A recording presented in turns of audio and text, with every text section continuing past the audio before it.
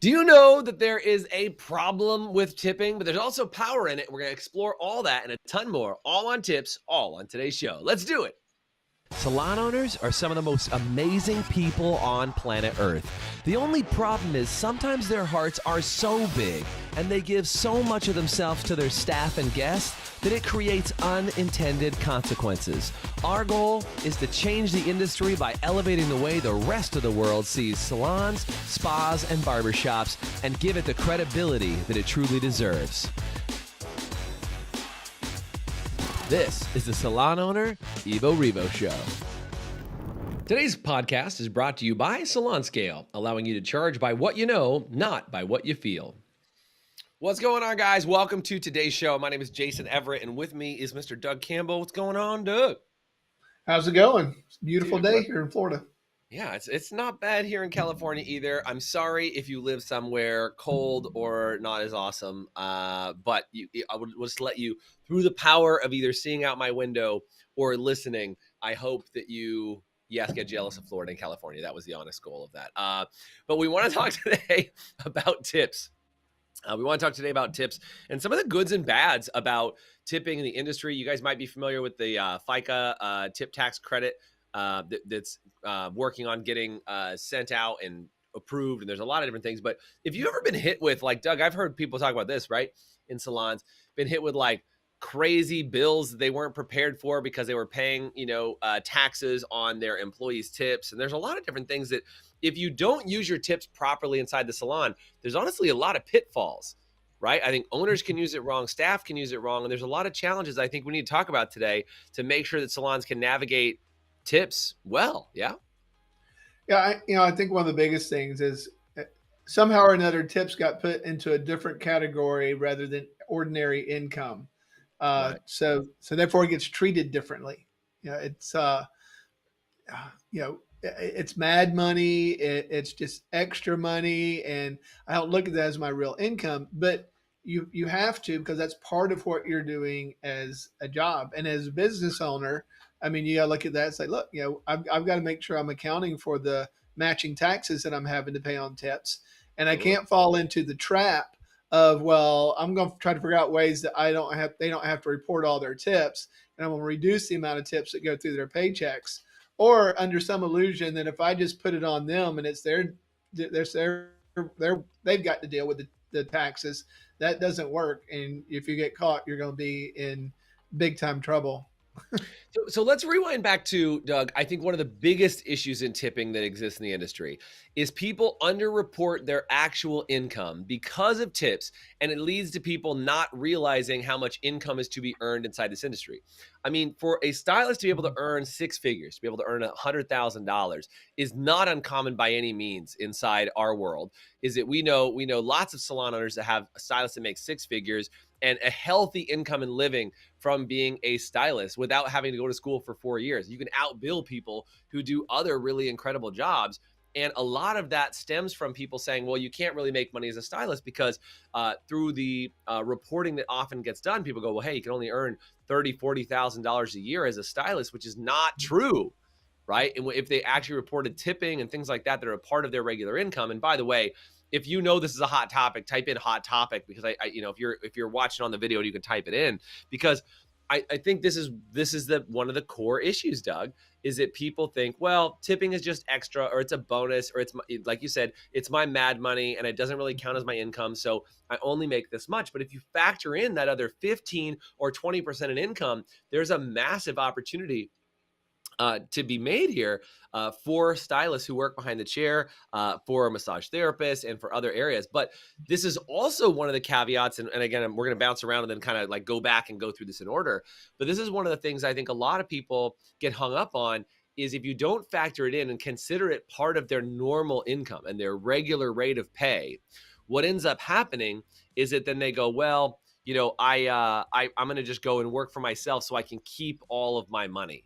Right? Is they say, hey, I'm going to go off on my own, because if I go off on my own, I don't have to report my tips. But Doug, you as a salon owner, you as a barbershop owner are making me report my tips, but I don't want to. I'm going to cheat the government because if they won't even know, or maybe they'll send it in on Venmo and then they won't know, which is a whole nother thing we'll talk about today. But all of these things are dicey areas. Yeah. Yeah, I mean, the problem is, especially now, it's because they not only do they want to not want to report their tips, they don't report their income at all, Yeah, which really hurts the industry. totally. But going through Venmo and doing some of those things, all that stuff's being tracked now. I think Venmo's down to if it's over $600, it's getting reported. Yeah, Same thing with PayPal, all that stuff, because they know that a lot of the gig work society that has come about, especially through the pandemic, that people are just trying to take money straight.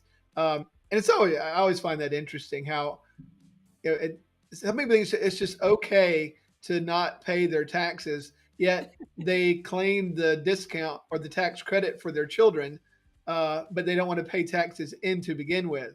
yeah. Yeah, that's just. I think we got to get the mindset. Look, it's the law. It's how we operate as a country. If you want to change that, fine. I have no problem with it. But there's a process But to change it. change it through the process, not just Right, you decide can't on just say, your "Hey, own to I be don't want to vigilante live by about it. those rules." So Yeah, yeah, those are the rules, and you need to. And I think that to play the bigger game, when we're trying to nickel and dime stuff, you're not going to be able to play the bigger game. You're not going to be able to do the bigger things yeah. because you're going to get caught at some point in time. It's just like owners that think that, oh well, if they're just taking them on Venmo or they're taking them this way, then No I big deal. don't I have don't to have to pay. I don't have to report it, so I have to pay the matching taxes. And it's very dangerous. You're going to get yourself in trouble if they report and then it's reported that you're the one that they were working for. It is your responsibility to have them. They would have to sign their tip report sheet. If they're not signing that, you don't have signed copies of that, then it's going to be on you. Now, if they signed it and said, I did not receive any tips, and then there's a Venmo, then that is on them. But most people aren't going to Yeah, sign but that because they know that. the question just becomes how do you avoid all this shenanigans in the first place? And the Mhm. easiest way to avoid it is report it properly, right? Can we just be clear? Like, report it properly, use it as part of their income, pay the matching taxes, like, run it correctly, right? And I think, as a salon owner, I don't want you to feel shame as you're listening to this episode if you're like, oh crap, I don't do it this way. I want this to be a big learning episode for you to say, how do we really handle it? And I want to go, producer Bob, I don't know if you can pull up my screen. I tried to share something with you. You might not be able to do it. But I wanted to share something with you guys that we do inside of our program. And if you can put it up on the screen, Bob, great. Producer Bob. If not, that's all good. I'll leave it one more second. If it doesn't work, I'll just explain it. But what I wanted to show is we do something called a stylist calculator. And on our stylist calculator, what it actually shows, it shows, how they make money from, their guest count, their pre-book, their average retail, average service per guest, retail bonus, service commission, and tip percentage. Anybody catch that? And tip percentage. I'll say it one more time. And tip percentage, because we want them to see a true indication of how much money they make for the job that they put in while they're on site, right? So it says their monthly income inclusive of tips. And when we talk about as a salon, how do you actually increase that? We talk about what do you need to do it, and we match the tips get matched along with that process, because that should be counted as part of your regular and real income, because tips, even though they're not required, are expected as a part of the service, at least here in North America, right? For most of the salons in North America. And so that's something that's a part of the process, whether it's a 15 or 20% tip ratio. And we want to be able to make that a part of their income. So when you're forecasting and you're projecting forward, so I think number one is, as you're forecasting and projecting forward, make sure that when you're sitting down and having that one-on-one meeting, you don't just talk about their income before tips. You talk about it with tips, because that should be factored into their ordinary income. Doug, anything you want to add about factoring that in and talking about it in their one-on-one meetings? Yeah, because if you want to give somebody a picture of what they're actually making an hour, you've got to Right. figure in what their commission was and what their tip income was for those hours to get a real picture of it.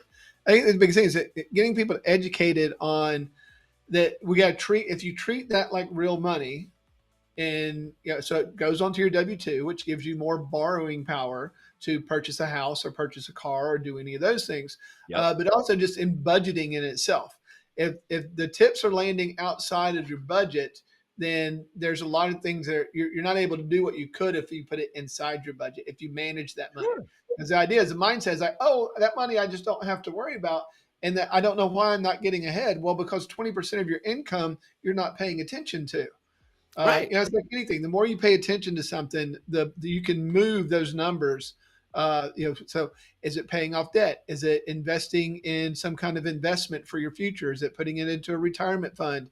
You know, what is it buying? Being able to buy rental properties, and so, but that money's just mad money that just disappears into vapor.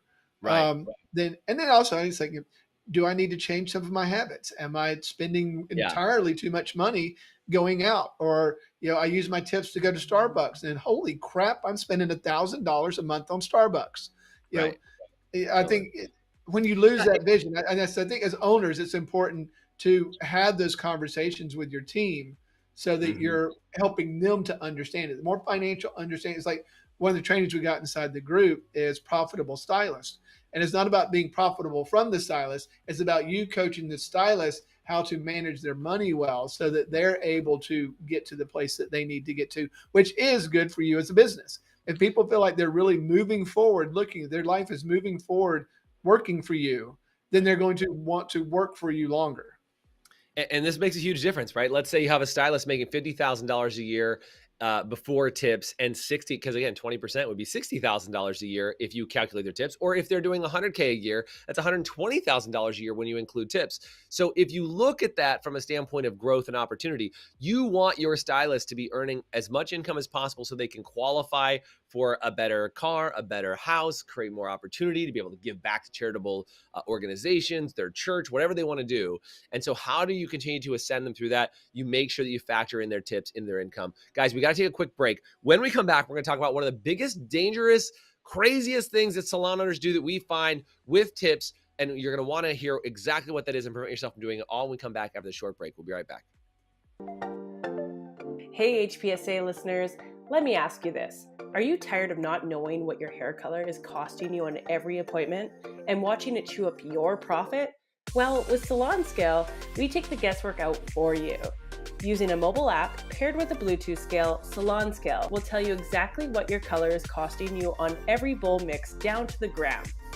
As you mix, Salon Scale will also digitally store your formulas and track how much product is being used in real time, so you can manage your inventory, cover your expenses, and generate more profit in your salon. Use promo code HPSA10 to get 10% off an annual subscription. Salon Scale, the new standard for mixing color. All right, so we're talking about tips, and I don't know about you, man, but this is a topic that I think is one of the most under-discussed topics in the industry. That not only hurts enrollment for beauty schools because parents sit down, they go, you can't really make a living as a stylist. I think there's a 20% gap in that pay right off the bat just because people don't properly report their tips. But one of the biggest things I said right before the break, we're going to talk about it when we come back. So get ready. We're going to talk about the biggest mistakes salon owners make. We talked about not reporting their true take-home income, inclusive of tips. We talked about different ways that people try and like undermine it, or they run it through Venmo. There's a lot of different ways that they can do it, or they just use it as mad money. And I think that's the subject we want to get into about how salon owners can use tips. Because Doug, I see people all the time that when I ask salon owners how much money they make, they go, well, I pretty much just live on the tips. Like I don't pay myself properly as a salon owner. And then I just live off the tips, and then that's fine because I don't have to really report that, and I don't have to pay taxes on it. And they kind of live in this like gray area that helps them make money. Let's talk about that, because I think that is honestly one of the biggest mistakes I see salon owners make, because they can kind of get away with it when they're smaller, but it keeps them small indefinitely. So can you tell me your thoughts on that, Doug? Yeah, well, not only does it keep you small indefinitely, it makes it almost impossible to sell your business down the road because the True. numbers are skewed. Yeah. A lot of times I say I pay myself, just come up with some random number as a paycheck, and then to your point, they live on their tips and they don't really report their tips. Maybe they do, but still, I think it's important that you put all of that together. You've got to be able to pay yourself as a stylist and pay yourself your full tips and pay yourself for anything else that you're doing in your business. If you Yeah. want to create a business that is sellable, Mhm. because people always, it's so funny. They always think their business, because the effort, time and effort that they put into it, they think that it has a lot more value than it actually does. But no one cares. I hate to tell you, no one cares how much time and effort you put into your business. What they care about is, does it kick out a profit that doesn't require me working inside of your business? Right, right, Um, right, right. so part of it, you just got to get real about that and quit. Say, take your tips, report your tips, pay your taxes on your tips, and move it forward. Pay yourself for what you do behind the chair. Pay yourself a management fee. But all those things have to come in together. You can't just kind of live off one and then kind of think like, well, if I'm not reporting all of them, then I'm saving that money. I'm saving the taxes on it, and that it'll nickel and dime you into never being the success that you could possibly be. Yeah, I think the problem is if you play the game like a small person plays the game, like a small salon owner plays the game, you will never become the big salon owner. You got to play the big salon owner game, which means report your tips, create a real take-home income for you as a salon owner. And make sure that all of these things are on the up and up. Hopefully you're having a lot of ahas. If you're having some ahas out of today's conversation and you realize that you either might have had some of these bad habits in the past or you may have them now, throw some exclamation marks in the chat. I know some saloners listen to this like, Jason, we know all these things. We would never do it. But I want to just make sure that you guys get this, because I want to talk about some other traps around tips, Doug, that I think are really important. There's a dangerous thing going around. I talk about it like it's like some dangerous flu. But the idea is there's a dangerous thing going around where people cash out tips every day. Can we talk about the difference between cashing out tips every day, and there's tools and resources, but like, if you cash out everybody's tips every day, let me just take some money out of the register and pay you out your tips. What's some of the dangers in doing it that way? Because I don't think that's how you recommend doing it, Doug. What are some thoughts from you on that?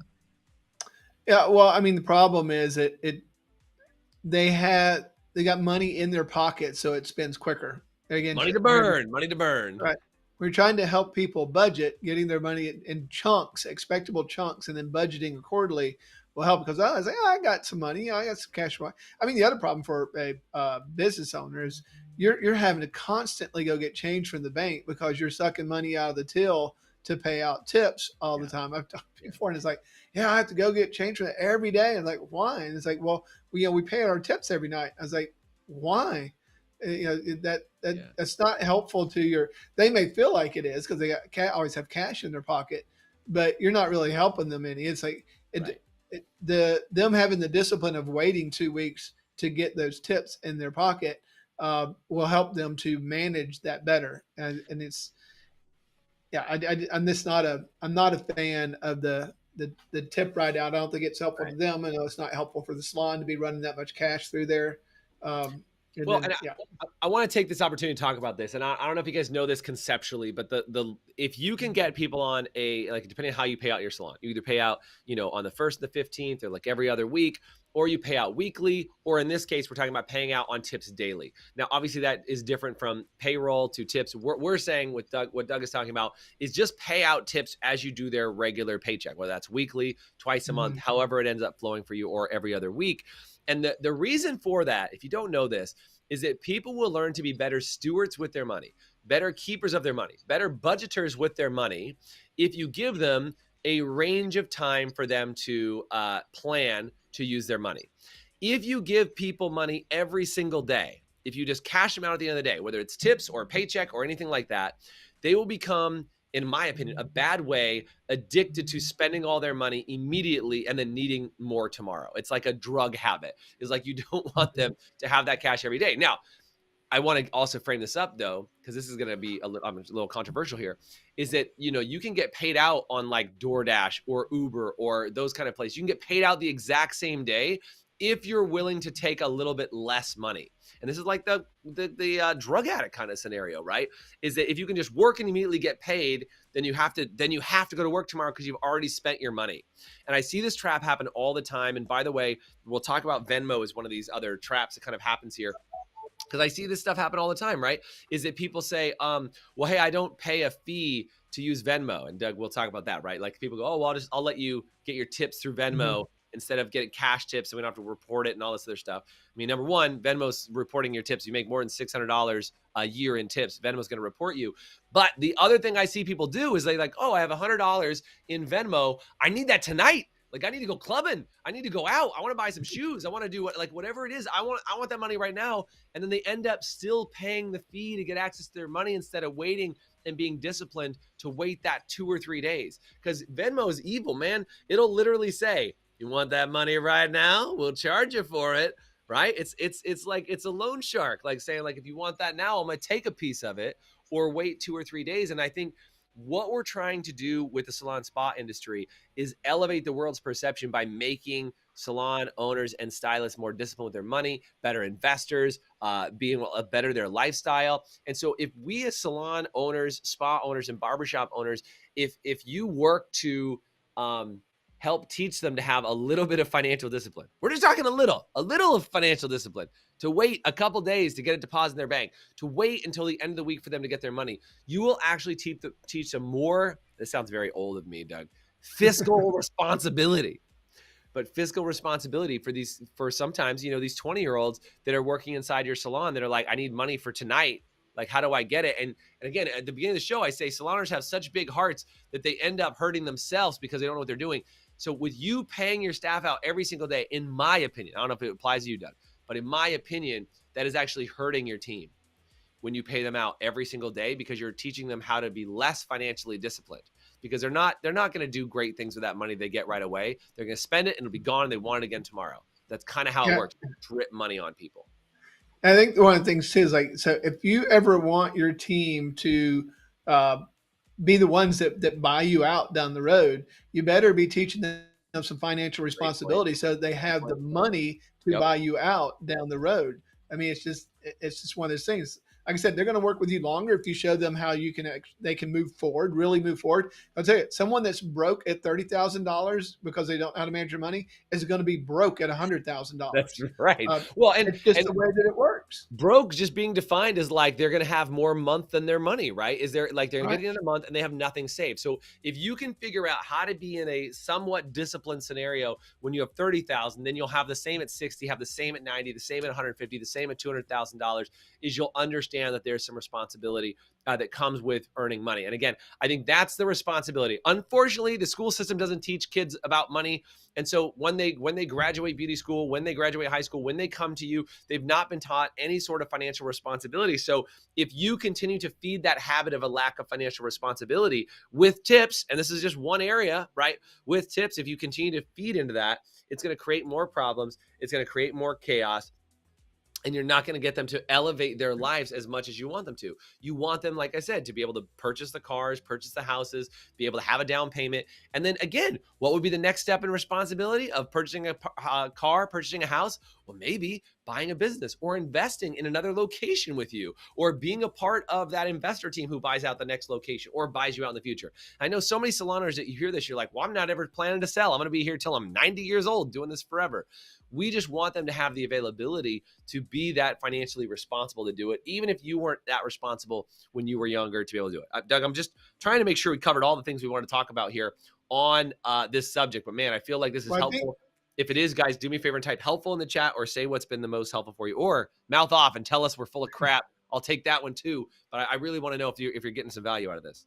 Well, I think one of the things too is that in order to teach that to your team, you have to first of all model it. As an owner, you've got to be doing that. Because I'll say the same thing about business owners, is if your business is broke when you're at $500,000 a year, your business is going to be broke when you're at $200,000 a year. That's right. It's just being aware of where you are. As I said, I think I'm a big fan of you. If you're going to coach somebody or lead somebody in something, you need to hear your own words.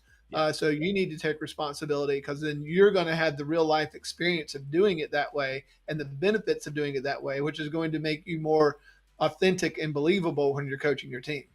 Yeah. Yeah. And so if you're not being responsible, and again, we mentioned one of the biggest mistakes that salon owners make, right, is you use that money as your pay. You don't pay taxes on it, or maybe you pay tax on it, but you still use that as your paycheck. Like, start being responsible, put them in the right categories. If you want to be $1 million salon, play the game like $1 million salon owners play it. You want to be a $10 million salon, play the game like a $10 million a year salon owner. And it's one of the biggest elevations in identity that you can make, is when you start saying, I'm going to be as responsible as I can be in all of these categories. And what will happen is, as you increase your level of responsibility and as you increase your level of responsibility as a business owner, your income actually goes up with it. So when you become more responsible, your income becomes more receptive to you. And so that's what we want you to do, is make sure that those two things match and get you moving in the right direction. So guys, I hope today's discussion about tips at least gave you 1 or 2 new insights about tips. Maybe something you hadn't thought about. Maybe something that you're still in the gray area with, right? This was 50 Shades of Tips today.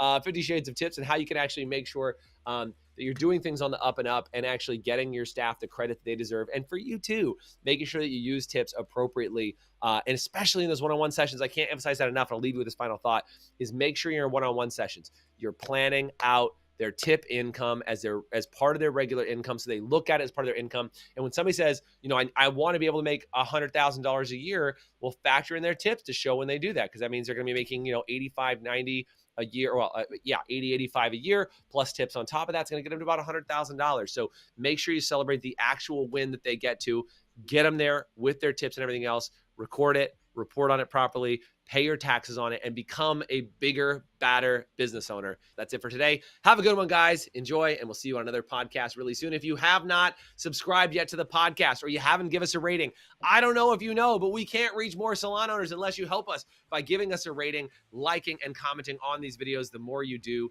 the easier it is for us to reach more salon owners and help them change. Thanks for being on today. Doug, as always, thanks for being here. Later, guys. Thanks for listening to the Evo Revo podcast. Today's podcast was brought to you by Salon Scale, allowing you to charge by what you know, not by what you feel. Please subscribe, leave us a review, and you can always get more information, including show notes and the video episodes at evorevopodcast.com.